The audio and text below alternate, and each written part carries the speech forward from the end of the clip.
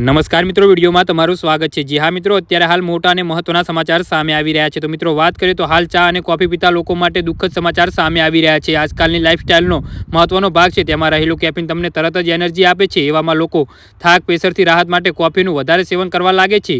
જી હા મિત્રો, અત્યારે હાલ મોટા સમાચાર સામે આવી રહ્યા છે। તો મિત્રો સમાચારમાં વધુ વિગતવાર વાત કરીએ તો આમ તો મર્યાદિત પ્રમાણમાં કોફીનું સેવન સ્વાસ્થ્ય માટે સારું છે, પરંતુ જો તમે તેનું જરૂર કરતાં વધારે સેવન કરી રહ્યા છો તો આ તમારા સ્વાસ્થ્ય માટે વધારે નુકસાન પહોંચાડી શકે છે।